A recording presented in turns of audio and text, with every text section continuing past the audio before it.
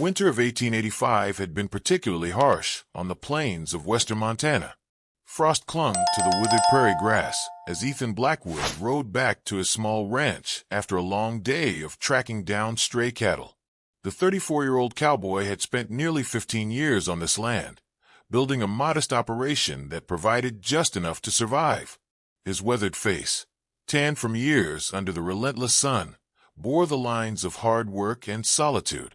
As dusk settled over the rolling landscape, painting the sky in hues of amber and deep purple, Ethan's horse, a sturdy chestnut mare named Penny, suddenly halted. Her ears pricked forward, alert to something in the distance. "What is it, girl?" Ethan murmured, squinting into the fading light. A sound carried on the wind, faint but unmistakable. A cry, high-pitched and desperate. It was the unmistakable wail of an infant. Ethan guided Penny toward the sound, his heart hammering against his ribs. Out here, miles from the nearest town, any abandoned living creature faced certain death in the approaching night's bitter cold. Near a cluster of wind-bent cottonwoods, he found a small bundle wrapped in a tattered woolen blanket. Dismounting quickly, Ethan approached with caution, half expecting to find some cruel prank or trap set by passing drifters. Instead, his calloused hands found the soft bundle containing a tiny baby girl, no more than a few weeks old, her face red from crying and the cold. "Lord Almighty," he whispered, gently lifting the child. "Who would leave you out here all alone?" As he adjusted the blanket to better shield the infant from the wind, something caught his eye. A peculiar bulge beneath the blanket's edge. Carefully peeling back the fabric, Ethan discovers a small patch of crude stitches on the baby's shoulder, the skin red and inflamed around them. The stitches formed a perfect circle about the size of a dime. "What in God's name?" he muttered, his fingers gently probing the area. The child whimpered at his touch. With the utmost care, Ethan examined the stitches more closely in the fading light. Something hard and round pressed against the skin from beneath. Not a tumor or growth, but something placed there deliberately, something man-made. Ethan knew he should ride immediately to town, to the sheriff and the doctor. But darkness was falling fast, and the temperature dropping quicker. The ride to Mill Creek would take over 2 hours, and the baby might not survive the journey in the night cold. "Looks like you're coming home with me tonight, little one," he said softly, tucking the blanket securely around the infant before mounting Penny again. The small ranch house appeared on the horizon just as the first stars emerged. It wasn't much, a 2-room cabin with a lean-to stable, but it offered warmth and shelter. Ethan's nearest neighbor, the widow Sarah Jenkins, lived 3 miles east. She had a young child of her own. She would know what to do. Inside his cabin, Ethan stoked a fire in the iron stove and placed the baby on his bed, surrounded by blankets to keep her from rolling. The infant had quieted, her tiny eyes following his movements with an uncanny awareness. "I need to check what they did to you," he told her softly, as if she could understand. With a small pair of scissors used for mending clothes, he carefully cut a single stitch. The baby flinched, but didn't cry. As he widened the opening slightly, something gleamed in the lamplight, the distinctive luster of gold. A coin had been inserted beneath the child's skin, the wound sewn shut afterward. Ethan sat back, troubled and bewildered. Who would do such a thing to an infant? And why a gold coin? He decided against removing it. That would require a doctor's skill. The stitches looked recent, but not infected. Someone had taken care with the grotesque procedure, if not with the child's abandonment. "I don't know what this means, little one," he said, cleaning the area gently with warm water and a clean cloth. "But somebody went to a lot of trouble over you." The baby gazed at him with eyes that seemed too knowing for one so young. Ethan felt an unexpected tightness in his chest. After 15 years of solitude, his quiet existence had just been irrevocably disrupted. "First thing tomorrow, we're going to town," he promised. "But tonight you're safe here." Dawn broke with crystalline clarity over the Montana plains. Ethan had barely slept, keeping vigil over the infant throughout the night. He'd fashioned a makeshift cradle from a wooden crate lined with his softest shirts and managed to feed her warmed cow's milk through a clean cloth, recalling how he'd once seen a mother do this in town when her baby wouldn't nurse. The morning light revealed more details about the child. She had a wisp of dark hair and eyes the color of bluebonnets. Healthy and strong despite her ordeal, she gripped his finger with surprising strength when he checked on her. "You're a fighter," he murmured approvingly. Ethan bundled the baby securely against the morning chill and rode to Sarah Jenkins' homestead. The widow had arrived from Boston 3 years earlier with her husband, who died of pneumonia the following winter, leaving her with a small son and 40 acres of difficult land. She'd proven remarkably resilient, earning the respect of even the most skeptical neighbors. "Ethan Blackwood," she exclaimed, stepping onto her porch with flour-dusted hands. "What brings you by so early?" When he revealed the bundle in his arms, Sarah's eyes widened. "Good heavens! Where did you find her?" Inside Sarah's tidy cabin, Ethan recounted the previous evening's discovery, while Sarah expertly examined the baby. "This coin," she said, peering at the stitched wound. "It's deliberate. I've never seen anything like it." "What do you make of it?" Ethan asked. Sarah shook her head. "It's not a medical practice I've ever heard of. More like a message, or a marker." She met his gaze. "You're taking her to Sheriff Donovan, I assume." "And Dr. Hoffman." Ethan nodded. "But I wanted your advice first. What does she need until then?" Sarah provided a crash course in infant care, preparing a proper milk mixture and demonstrating how to hold, burp, and change the baby. She offered a small bundle of her son's outgrown clothes and a proper feeding bottle. "The sheriff will likely send her to the orphanage in Helena," Sarah said quietly as Ethan prepared to leave. "Those places, they're not kind to children, Ethan." The thought settled uncomfortably in his chest. "I know. The ride to Mill Creek took longer than usual with the precious cargo. When he finally arrived, the small town was bustling with its usual morning activities." Ethan headed straight for Dr. Hoffman's office, drawing curious stares. The German doctor listened to Ethan's story with growing concern, his bushy eyebrows furrowing as he examined the stitched coin. "This is most unusual," he muttered. The procedure was done with some skill. Not professional, but not butchery either. He carefully extracted the coin, revealing a gleaming gold eagle, $10, dated 1880. "Why would someone do this?" Ethan asked. "Perhaps to mark the child," Dr. Hoffman suggested, "or to provide for her in some strange way. The coin alone would feed her for months in the right hands." Sheriff Donovan arrived as the doctor was finishing, his weathered face grave as he examined the coin. "I've seen some strange things in my 20 years wearing this badge," he said, "but nothing like this. No reports of missing infants, either." He fixed Ethan with a steady gaze. "Protocol says I should telegraph Helena about an orphan placement." Ethan nodded, though the thought now filled him with dread. "Unless," the sheriff continued carefully, "someone local were willing to take temporary custody while we investigate." The doctor and sheriff both looked at Ethan expectantly. "Me?" Ethan's voice cracked with surprise. "I don't know the first thing about babies." "You got her through the night," Dr. Hoffman pointed out. "And Mrs. Jenkins has already provided supplies and instruction, yes?" Ethan looked down at the infant, now sleeping peacefully in his arms. The thought of handing her over to strangers, to be shipped off to an overcrowded orphanage in the capital, suddenly seemed impossible. "It would just be temporary," Sheriff Donovan added, "while I make inquiries. Could be a few days, could be weeks." "What about the coin?" Ethan asked.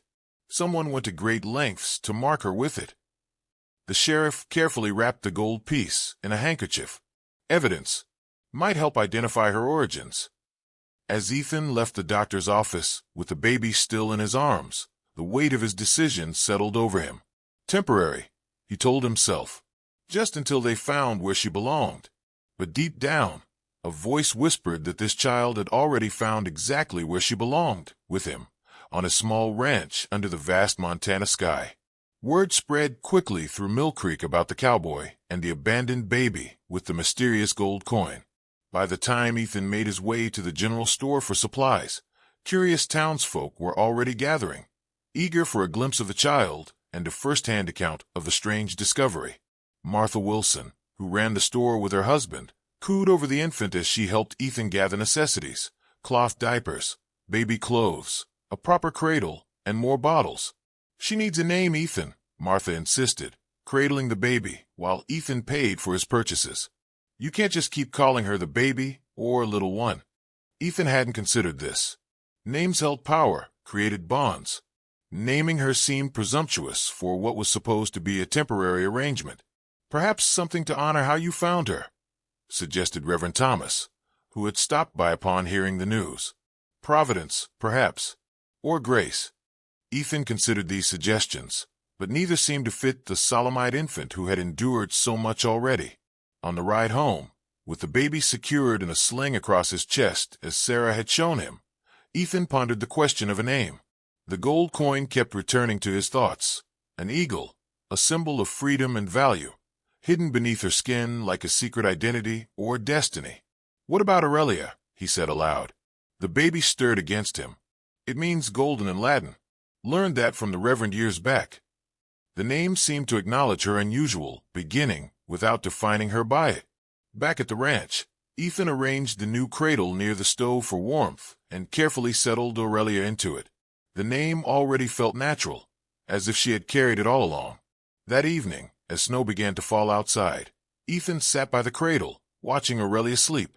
The reality of his situation was sinking in. His simple, solitary life had been upended overnight. His routines of cattle, horses, and occasional trips to town now revolved around feeding schedules, diaper changes, and the constant vigilance required by an infant. Yet there was something profoundly right about her presence in his home, as if a piece long missing had finally found its place. A knock at the door startled him. Few visitors came to his isolated ranch, especially in weather turning foul. Ethan opened the door to find Sarah Jenkins, her cheeks flushed from the cold. I was worried, she explained, brushing snow from her coat. The storm's coming in faster than expected, and I thought you might need help. Gratitude washed over Ethan. Come in, please. I've named her Aurelia. Sarah smiled approvingly. For the gold, it suits her. As the evening progressed, Sarah demonstrated more techniques for caring for Aurelia, offering practical advice drawn from her experience as a mother. Ethan absorbed every word, his determined focus reminiscent of how he'd learned ranching years ago, through careful observation and stubborn persistence. You're a natural with her, Sarah observed as Ethan successfully fed and burped Aurelia. Hardly, he scoffed, but I aim to learn. When the storm intensified, Ethan insisted Sarah stay the night, rather than risk the treacherous ride home. He gave her his bed and made a pallet for himself near the stove and Aurelia's cradle. In the quiet hours of the night, with the wind howling outside and the fire crackling in the stove, Ethan confessed his growing concerns. What if whoever put that coin under her skin comes looking for her? Sarah considered this. That coin is valuable, yes, but not so valuable that someone would go to such lengths unless it meant something more. A marker, Ethan suggested, remembering the doctor's words. Or a message, Sarah added. Either way, Sheriff Donovan should be able to trace it. Gold coins have histories, especially out here. As dawn approached and the storm began to wane, Ethan found himself standing over Aurelia's cradle, watching her peaceful sleep. 3 days ago, his life had been predictable, orderly, and lonely. Now it was chaotic, exhausting, and filled with purpose. I don't know who left you out there, he whispered to the sleeping infant, or why they marked you with that coin. But I promise you this, Aurelia, as long as you're under my roof, no harm will come to you. The oath settled in his heart, as binding as any contract. Whatever came next, whether Aurelia's family was found or she remained in his care, Ethan Blackwood was now irrevocably changed. A week passed, during which Ethan fell into a new rhythm of life with Aurelia. He rearranged his entire schedule around her needs, waking before dawn for feedings, learning to perform ranch chores with her secured against his chest, and timing trips to check fence lines between her naps. The baby thrived under his awkward but devoted care, gaining weight and becoming more alert each day. Sarah Jenkins visited regularly, bringing supplies and offering guidance, while Ethan's nearest male neighbor, Harold Fletcher, helped with the more demanding ranch work that Ethan could no longer manage alone. Never thought I'd see the day, Harold remarked, watching Ethan expertly change Aurelia's diaper on the kitchen table. the most solitary man in the county, turned nursemaid overnight. Ethan merely shrugged. Things change. On the 8th day, Sheriff Donovan rode up to the ranch house, his expression somber. Ethan invited him in, anxiety knotting his stomach. Had they found Aurelia's family? Was it time to give her up? "I've been making inquiries about that coin," the sheriff began, accepting a cup of coffee. "Sent telegrams to every settlement within 100 miles. Got some interesting responses." Ethan waited, tension building in his shoulders as he cradled Aurelia. 3 months ago, a banker named Edward Hollister was robbed while traveling from Helena to Butte. Among the items taken was a collection of gold coins, 5 eagles dated 1880, family heirlooms he was transporting to his new home. The sheriff paused. Hollister was killed in the robbery. His wife was 7 months pregnant at the time. Ethan's grip on Aurelia tightened instinctively. "You think this is their child?" Mrs. Hollister gave birth to a daughter 6 weeks ago in Butte. 3 days later, their rented house was broken into. The baby vanished. Sheriff Donovan's eyes fixed on Aurelia. The timing fits. But why sew a coin into her skin? Why not just take her? Ethan struggled to understand. That's where it gets complicated. The robbery wasn't random. Hollister had enemies, powerful ones. He was set to testify in a case against James Thornton, a wealthy mine owner accused of fraud. Without Hollister's testimony, the case collapsed. The name sent a chill through Ethan. James Thornton was infamous throughout the territory, a man who had built an empire through questionable means and maintained it through fear. Mrs. Hollister believes Thornton's men took her daughter as insurance against her pursuing her husband's case. The sheriff continued. The coin was likely a message, a reminder of what happened to her husband and what could happen to her child. And then they just abandoned her in the middle of nowhere. Ethan was incredulous. Sheriff Donovan shook his head. That's what doesn't fit. Unless, he hesitated. Unless something went wrong, or someone had a change of heart. The implications hung in the air between them. Whoever had taken Aurelia had intended something far more sinister than abandonment. Her discovery by Ethan might have been pure chance, or someone's deliberate choice to give her a chance at survival. "Mrs. Hollister is traveling here from Butte," the sheriff said finally. "She'll arrive on tomorrow's stage." The news struck Ethan like a physical blow. Of course, he had always known this day might come. This had only ever been temporary. Yet the thought of surrendering Aurelia to anyone, even her rightful mother, created a hollow feeling in his chest. "Does she know her daughter's been found?" he asked, his voice rough. "I sent word that an infant matching her daughter's description had been recovered. I didn't mention the coin, thought it best to confirm the identification in person." After the sheriff left, Ethan sat on his porch with Aurelia in his arms, watching the sunset paint the distant mountains. The baby gazed up at him with complete trust, unaware that her entire future hung in the balance. "Your mama's coming," he told her softly. "Your real mama, who's been searching for you." The word should have brought relief. A lost child reunited with her grieving mother. Instead, they tasted bitter in his mouth. In just over a week, Aurelia had become the center of his world, the solitary focus of his days and nights. The thought of returning to his former existence, the empty house, the purposeless routine, seemed unbearable now. Yet if Mrs. Hollister truly was Aurelia's mother, what right did he have to wish otherwise? What kind of man would deny a bereaved widow her only child, the last connection to her murdered husband? As darkness fell over the ranch, Ethan made a painful resolution. Tomorrow, he would do what was right, no matter the cost to his own heart. The stagecoach arrived in Mill Creek at precisely noon the following day. Ethan waited outside the sheriff's office, Aurelia bundled securely in his arms. He had dressed her in the finest of the baby clothes Martha Wilson had provided, combed the wisp of dark hair on her head, and polished her tiny boots. Not that she could walk, but he wanted everything to be perfect for this moment. A slender woman in a black traveling dress descended from the coach, assisted by Sheriff Donovan. Even from a distance, Ethan could see her exhaustion and grief etched in the lines of her face. This was undoubtedly Mrs. Hollister, a woman who had lost everything, husband, home, and child, in the span of 3 months. Ethan's chest tightened. He looked down at Aurelia, memorizing her features one last time.